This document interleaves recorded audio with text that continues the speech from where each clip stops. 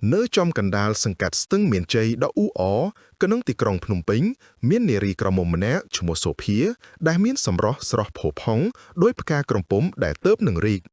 Niếng miềnอายุmộtปีmùi chน้ำเรียงเรามันโตดมันทมสมบูรณ์ผูพองสอแวงขมายระละมุกปองกระเปอหนึ่งเมียนสนามหย่ยมดอกแตกเตียง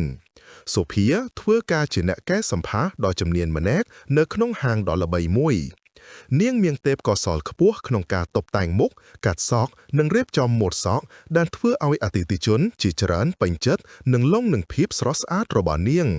โซเพียจีโกนกำแตรมาได้ตั้งปีโตให้รู้เนยจีมวยเอาปุกได้เจียนเนเบิกบอโมโตดุบชีวพิบกลัวสารเนียงมันเซอร์ทูเทียเต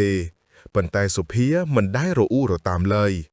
เนียงเชียขเมงไสรอุซาบเสียเยี่ยมสโลดโบดให้แตงแต่สำเลังเมื่อเตยอนาคตโดยกระได้สังคมกระได้สรมัยทมบ่มพดรบาเนียงคือจองเบิกห่างใกล้สัมพอสพทอลคลวนดำใบช่วยพกุดพกุงเอาปุกหนึ่งเมียนจีวัดประสาเฉียงมุนรอลประกำไรแดเนียงรอบ้านคือสุดการบ่มรงตุกสำรับกระไดสรมัยนี้ทั้งไงมุ้ยมีนบรอมเนียกชมูวิสาลบานโจลมกนองห่างแก้สัมพอระบอสุเพียวิสาลชีบรอมาดมัมรูปสังหามีนเปียสำใดแพแอมละแหมนึ่งมีนตรอบสมบัติสต็อกสต็อปกอดบานหมกกัดเสาะชีเลือกดำบงหายบานล่องนันสมรอนึ่งเพียบรัวเรียแระเตียระบอสุเพียตั้งปีเปลนูหมอกวิสาลแต่งแต่หมอกหางสุเพียยึกหยอบตัวบีเหมือนกัดเสาะก็หมอกอังกุยนิเยเล่ชิมวยเนียงได้วิสาลเจแต่เฉลียดเอากะลวงลมสุเพียโดยเปียสำได้รำลึกโดยกระไดสระลังนังกาสัญญาดอกพะแอมละแฮมกอดบ้านติงอำน้อยเจจรานเอาเนียงนวมเนียงแต่ดาวเล่งกันแรงสะอาดนังบ้านบ่อบัวเนียงแต่ย้ำอาหาเปละเงียดอย่างโรแมนติก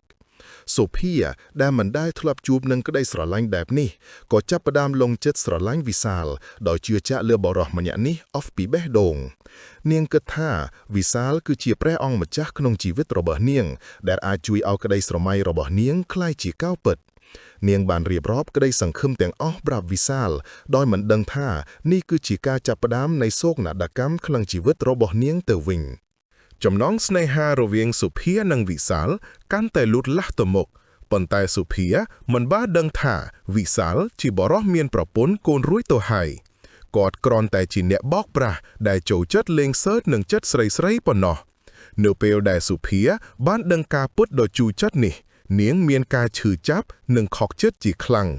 เนียงบานจูบวิสาลดำใบนิยายคเนียอ่อยได้สไลค์หายบานสเนอร์ส้มอ่อยกอดบนชอบตรงวื้อนี่เตอปันไตวิสาลมันจ้องไอเรื่องนี้ใบเคลียตัวดาลประปุนโกนอบกอดไหลกอดคลาดแกรงกรูซากอดใบบักหนึ่งมุกมอดกอดตรอยบัดบังกอดบานเสียเยี่ยมลวงโลมสุเพียส้มอ่อยเนียงเบิดหมดจัดปันตาสุเพียมันยุลโปรมไหล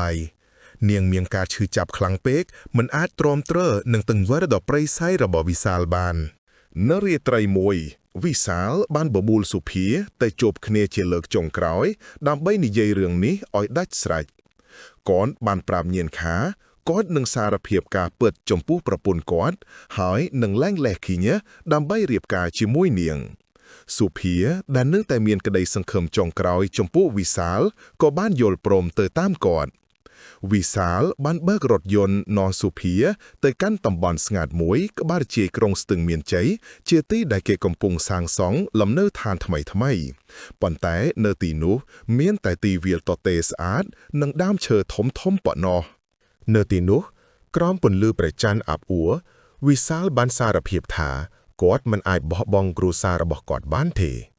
กอดบ้านสนาสมออยสุเพียบรรชบการมคานกอดต่อเตเตียดสุเพียได้ทรวบจือตกเจ็ดเลอกอดบานคังสัมบ้าอย่างคลังหอยบานกุมเรียมท้านึ่งตุ่มเลี้ยกาเปิดตังอ๋อออยประปุนระบอกกอดดึงด้อยไผ่คลายเรื่องราวใบทะเลวิสาวบานบัดบ้องกากรุบกรองคลุนไอ้กวาดบานสตุฟเธอจะบัดกอสุเพียอย่างคลังระโหตัวแต่เนียงได้ดังหามสลับบัดบองชีวิตคร้อยปีสำหรับสุเพียรู้วิสาลบานรันทอดเจ็ดจีคลังกวาดบานยกซอบระบะเนียงเตอตุ่มหลักเจ้านึกขนมอันดงจ่ามุยได้นึกกระบายนูหอยบานยกได้หนึ่งทมอหมอกจากปีเลือดังใบบำบัดพอตังกวาดบานเฉียยิ้มเลี้ยงจำราเชี่ยมเจนปีรถยนต์หนึ่งบานสำอาดกันแรงกาดแฮดย่างหมดจอดบรรตัวมอกกวาดก่อบานบากรถยนต์ตระลับเติบแตะเว่งหักดูจีกเมื่อเอาไว้กาดไล่ វិសាលគិតថាគាត់បានគេចផុតពីកណ្ដាប់ដៃច្បាប់ហើយប៉ុន្តែគាត់មិនដឹងថាប្រលឹងរបស់សុភាដែលពោពេញទៅដោយក្តីឈឺចាប់និងកំហឹងកំពុងតែត្រៀមខ្លួនសងសឹកខាត់វិញឡើយចាប់ពីថ្ងៃដែលសុភាស្លាប់ទៅឪពុករបស់នាងបានព្យាយាមរកនាងគ្រប់ច្រកល្ហុកប៉ុន្តែមិនបានឃើញសូម្បីតែស្រមោលគាត់បានដាក់ពាក្យប្តឹងទៅសមត្ថកិច្ចប៉ុន្តែរឿងរ៉ាវនៅតែស្ថិតក្នុងភាពងងឹតឪពុកសុភាបានធ្លាក់ខ្លួនឈឺនិងរស់នៅក្នុងសេចក្តីទុក្ខវេទនាចំណែកវិសាលវិញដំបូងឡើយគាត់ហាក់ដូចជាគ្មានអ្វីកើតឡើងគាត់នៅតែបន្តជីវិតប្រចាំថ្ងៃរបស់គាត់ជាធម្មតាប៉ុន្តែយូរៗទៅគាត់ចាប់ផ្ដើមមានអារម្មណ៍ថាមានអ្វីមួយយ៉ាងកំពុងតែតាមលងបន្លាចគាត់ដំបូងឡើយគាត់តែងតែយល់សុប្តីឃើញសុភាមកយំសោកនៅក្បែរគាត់យូរទៅសុពិនទាំងនោះក៏ចាប់ផ្ដើមคล้ายទៅជាសុពិនអាក្រក់ដែលសុភាមកតាមទាជីវិតគាត់មិនតែប៉ុណ្ណោះវិសាលតែងតែមានអារម្មណ៍ថាមានក្លិនក្រអូបឈ្ងុយនៃទឹកអប់សុភាវិជ្ជវលនៅជុំវិញខ្លួនគាត់ទោះបីជាគាត់នៅទីណាក៏ដោយ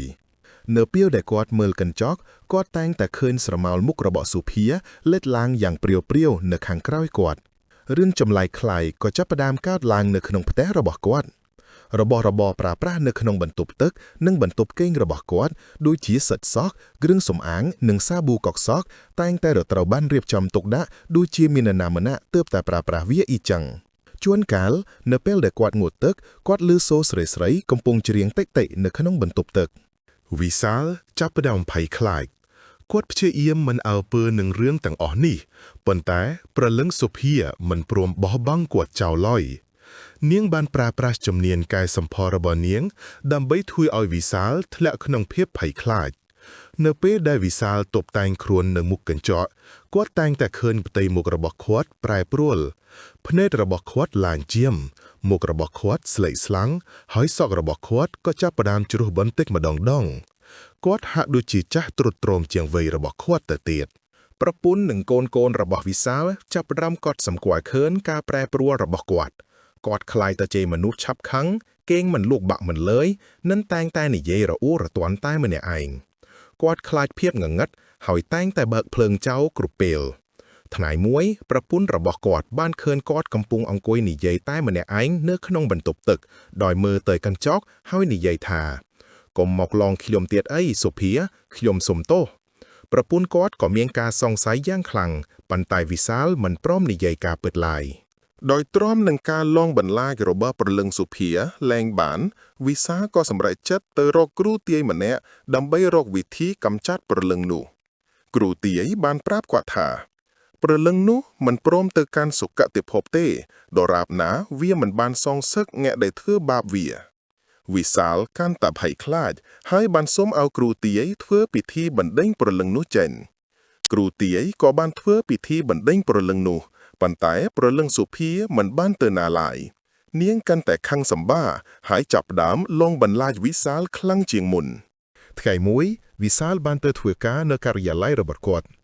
នៅទីដែលគាត់កំពុងអង្គុយនៅក្នុងបន្ទប់ធ្វើការតែម្នាក់ឯងគាត់ក៏បានឮសំឡេងខ្សឹបៗថាវិសាលអ្នកសម្លាប់ខ្ញុំនឹងធ្វើឲ្យអ្នកទទួលទោសតាមកម្មពៀរបស់អ្នកបន្ទាប់មកគាត់ក៏បានឃើញស្រមោលសុផាលេចចេញមកនៅមុខគាត់នាងមានសភាពស្លែកស្លាំងភ្នែកមានស្នាមជាមហើយសក់វែងរញ៉េរញ៉ៃនាងបានចង្អុលមុខគាត់ហើយស្រែកថាអ្នកបានយកជីវិតខ្ញុំនឹងធ្វើឲ្យអ្នករស់នៅជាភាពភ័យខ្លាចអស់មួយជីវិតវិសាលភ័យខ្លាចរហូតដល់លែងដឹងខុសត្រូវគាត់បានស្រែកខ្លាំងហើយបានស្ទុះរត់ចេញពីបន្ទប់ធ្វើការរបស់គាត់រត់ទៅតាមច្រករបៀងដោយស្រែកយំថាខ្មោចមិត្តរួមការងាររបស់គាត់បានឃើញហេតុការណ៍នេះក៏មានការភ្ញាក់ផ្អើលជាខ្លាំងពួកគេបានព្យាយាមឃាត់គាត់ប៉ុន្តែវិសាលមិនស្ដាប់ឡើយគាត់រត់ចេញទៅខាងក្រៅអគារហើយរត់បុកឡានគេដួលនៅពេលដែលគាត់ដួលគាត់ក៏បានស្រែកខ្លាំងថាខ្ញុំសម្លាប់សុភាខ្ញុំសម្លាប់នាងនៅឯដីលោតចាស់ក្បែរស្ទឹងមានជ័យខ្ញុំយកសពនាងទៅទម្លាក់ក្នុងអណ្ដូងចាស់ពាក្យសារភាពរបស់វិសាលបានលើដល់មន្ត្រីប៉ូលីសដែលនៅក្បែរនោះពួកគេក៏បានឃាត់ខ្លួនវិសាលហើយបាននាំគាត់ទៅសាកសួរវិសាលដែលមានសភាពដូចជាមនុស្សវិកលចរិតបានសារភាពរឿងរ៉ាវទាំងអស់ប្រាប់ប៉ូលីស Police ក៏បានចុះទៅកន្លែងកើតហេតុតាមការបញ្ជារបស់វិសាលហើយពិតជាបានរកឃើញអណ្ដូងចាស់មួយដែលមានសពរបស់សុភាពិតមែនពួកគេក៏បាននាំយកសពសុភាទៅធ្វើកោសលវិច័យនិងបានជូនដំណឹងទៅឪពុករបស់នាងក្រោយពីរកឃើញសពសុភារួចឪពុករបស់នាងបានរៀបចំពិធីបុណ្យសពឲ្យនាងយ៉ាងសមរម្យវិសាលត្រូវបានតុលាការកាត់ទោសដាក់ពន្ធនាគារអស់មួយជីវិតពីបទមនុស្សឃាតដោយចេតនាទីបំផុតយុត្តិធម៌សម្រាប់សុភាក៏ត្រូវបានរកឃើញនៅរាត្រីមួយឪពុករបស់សុភាបានយល់សម្ដីឃើញកូនស្រីរបស់គាត់សុភាមានរូបរាងស្រស់ស្អាតដូចកាលពីនៅរស់នាងបានញញឹមដាក់ឪពុករបស់នាងហើយនិយាយថាប៉ាកូនបានទៅកាន់សុគតិភាពហើយកូនឡើងឈឺចាប់ទៀតហើយប៉ាកុំបារម្ភពីកូនអីបន្ទាប់មកនាងក៏បានបាត់ខ្លួនទៅបាត់ឪពុករបស់នាងក៏យល់ថាព្រលឹងកូនស្រីរបស់គាត់បានទៅកើតហើយចាប់តាំងពីថ្ងៃនោះមកវិសាលរស់នៅក្នុងភាពភ័យខ្លាចនិងភាពស្ដាយក្រោយអស់មួយជីវិតនៅក្នុងពន្ធនាគារគាត់តែងតែឃើញស្រមោលសុភាតាមលងបន្លាចគាត់រហូតចំណែកឯសុភានាងបានទៅកាន់សុគតិភពដោយសន្តិភាពព្រោះកម្មពៀររបស់វិសាលត្រូវបានសងហើយរឿងរ៉ាវរបស់សុភាបានបន្សល់ទុកជាមេរៀនដ៏ជូរជាតិមួយថាទង្វើអាក្រក់របស់មនុស្សនឹងមិនអាចលាក់បាំងបានជារៀងរហូតឡើយហើយកម្មពៀរតែងតែតាមទាន់អ្នកដែលបានសាងវាជានិច្ច